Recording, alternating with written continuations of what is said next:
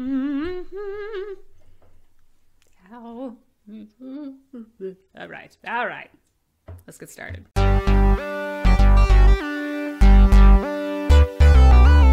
Hello, welcome to Tea with Mags. Today it's straight up peppermint tea because I wanted it. There's no rationale. Sometimes peppermint tea is just needed. A little, I still have it in here. Probably dusty though, shit.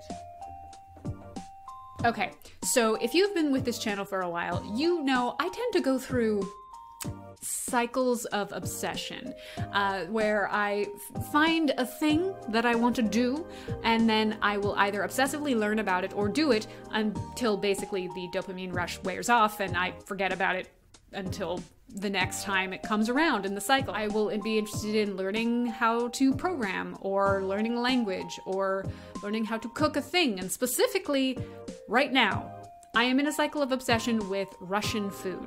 My boyfriend used to live in Russia for 3 years, and he came back with a lot of crazy stories about Russia and how it's just sort of a nightmare hellscape that America does not want to, like, follow in the footsteps of.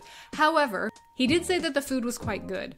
A lot of the food is quite good there, and part of that is because the food is quite fresh, because it has to be, because there's not a lot of preservatives and things. Russian food tends to be very high in vegetables and in pickled foods, which is great because probiotics and vegetables and stuff.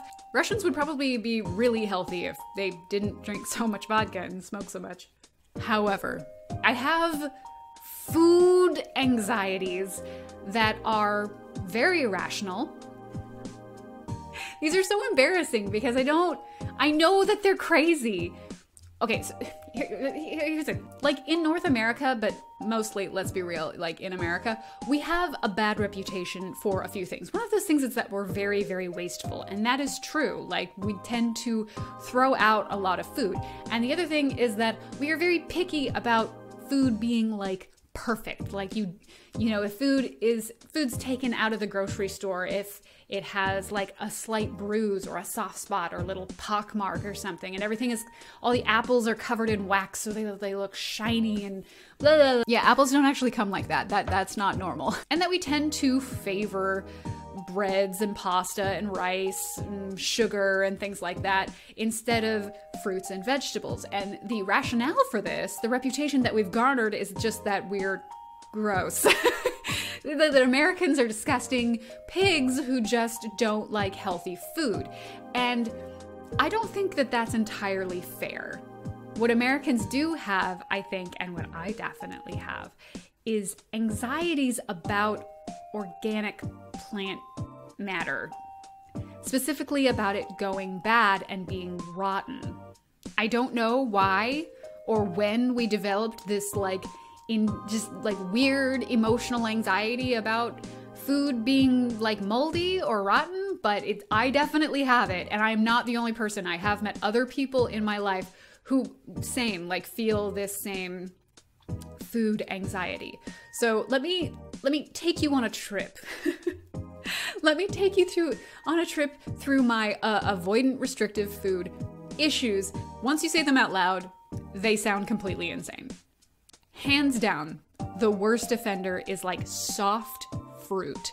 So like bananas, peaches, plums, tomatoes, things like that. Anything that's soft, right? Because when it's ripe and it's good and it's a nice thing, it's soft. But then when it starts to like liquefy and become moldy and gross and rot, it is also soft. So how soft is too soft? You have to have it the perfect softness or else it's bad. And also soft fruits can have like bugs. They can have bugs and worms in them. It is gross, and they get little aphids on them, and they're soft. They're vulnerable. I hate vulnerability. Bananas are fucking weak. Bananas are awful because they bruise, they turn brown in front of your eyes, and apparently that's when you're supposed to eat them, and it's gross. They're soft and mushy. Soft fruits, vulnerable to attack, gross. Also, peaches, tomatoes, plums, things like that. They are wet. They're wet. Wetness means moisture, obviously, and moisture means life, and life means bacteria. There is like an exception to this, and that is citrus fruit. Lemons, oranges, grapefruits. They are safe emotionally, in my mind. I feel as if they are safer because the citrus is acidic and citric acid kills things, bugs. Because you can clean things with lemon juice. You put it in a little spray bottle and it's sort of like an acid. And acid kills bacteria in my brain. And they also have a very thick rind, so like little worms and things can't crawl in. They're not as vulnerable as things like tomatoes, who have a very thin skin. There's a lot of emotions. There's a lot of weird feelings about vulnerability here. Now, hard produce, that's okay. Hard produce is okay. Carrots, pumpkins, butternut squash, acorn squash, something that when you hit it, it goes like that. Those are fine because they're hard, they're safer, they don't mush. Like when a pumpkin starts to mush, like when a pumpkin starts to get like a soft spot, you know it's gone. Like it's fucking gone at that point. But it has a very long shelf life of like being hard and strong where the buglies can't get in it, basically. And when you open it up, with the exception of the gross like intestinal part, with all the seeds and the ickiness, the part that you eat, it's all hard. Like and it's relatively dry comparative to something like a tomato. Ugh. Relatively dry means less moisture, and less moisture means less bacteria. I didn't say it made sense. As far as green leafy vegetables, there's a lot of weird things about bugs. Just like you see like in cartoons, like a little worm that comes up and it bites a little bite mark out of a spinach leaf. It's dead to me. That spinach is dead to me at this point. I don't want to eat it. It's been in the dirt. That's what it bothers me. It's been in dirt. It's got dirt on it. No matter how much I wash it, it still has dirt. It had dirt on it. There's the memory of dirt on it. I hate the taste of dirt. And if you didn't think that this was weird enough, wait till you hear how I feel about meat. Beef, totally safe. It's a safe meat. It isn't, just by the way, especially in the United States, the way we like produce and like butcher meat, not safe. Lots of problems, especially with things like hamburger. Hamburger, totally safe because it's been processed. And the other thing is you cook it very thoroughly. You cook it at high temperatures and that kills the bugs. That kills the bugs in my brain. I believe it kills my brain bugs. There's this weird British pilgrim feeling that is just passed down genetically where you're like, if you boil it for 4 hours, it's fine. Pork, also fine. Not really. Actually, very high problems. Lots of problems with things like literal worms and lots of bacteria that gets in the meat. You shouldn't eat pork in general, but I eat bacon all the time because it's very highly processed, and the processing in my brain kills the bugs. It doesn't make any sense. It just, like, pigs roll around in their own shit. This is what they do. Contrast that to a stalk of broccoli that's just sitting there. It's not rolling in its shit. Seafood, a non-starter. Absolutely not. I don't eat mussels. I don't eat clams. I don't eat scallops.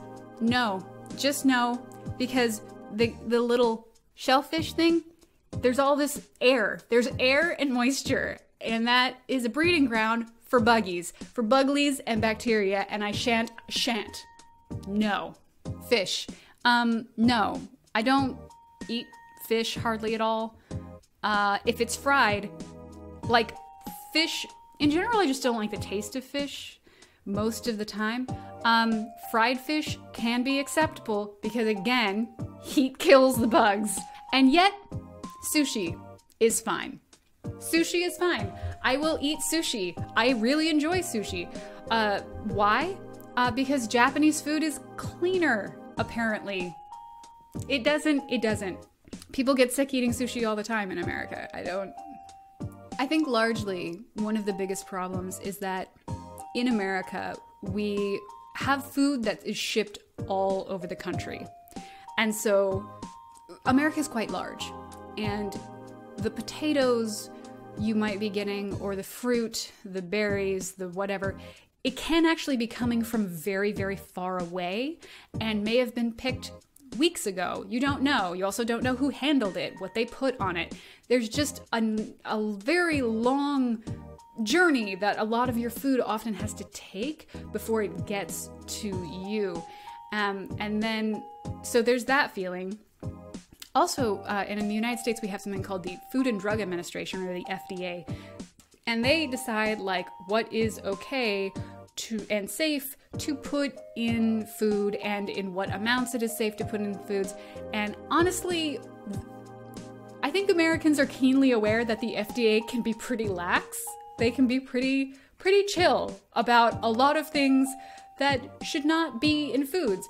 Chemicals that can be put on and in foods that other countries are like, no. So when you see somebody like in the Midwest bringing a casserole that has like potatoes and carrots and maybe some chicken, right? Covered in like a very safe canned thing of celery and cheese. What you have to understand is these are all safe things. They feel safe to us. It's a safe food. There's lots of safe foods in the United States, and foods that cannot be trusted because I don't know why. Because of emotional feelings. I also feel like bread, pasta, carbs, totally safe. Even though, like, I totally know that here in the United States, wheat is covered in like glyphosate, which is fucking straight up poison put on the wheat, and we eat it. But I'm sure it's fine. That's the safe kind of poison. The poison that's gonna probably give me cancer like later on, years from now, instead of diarrhea right now. Listen, I know it doesn't make sense.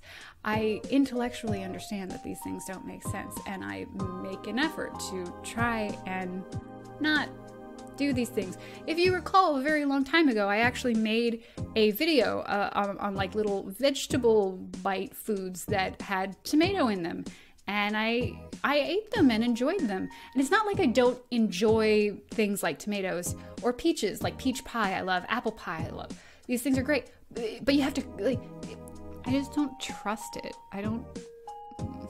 So, Magdalene, you might say, you live in this beautiful paradise, the fertile land. Why don't you have a garden if you're so afraid of people putting poison and bugs in your food? I can't grow anything, even in the Willamette Valley, where things will grow anywhere. I manage to kill. I am the produce grim reaper. It cannot be done. I hope you enjoyed this episode of Tea with Mags. This show is ad-free, hopefully, if nobody monetizes the music I put in here. We'll see. If you like this show, you can check me out on Patreon and donate $1 a month to keep this happening, and I would really appreciate that. Also, I should probably do merch and stuff, and I have never, so I made this sticker that I made it for myself, but you can also buy it if you want. Feel free. As Sailor Moon says, Trump's a traitor. Let me know if I'll just make whatever merch you want. Just put it in the comments and I'll just make it. It's fine. Okay. I hope you guys have a great week, and I will see you next time. Bye.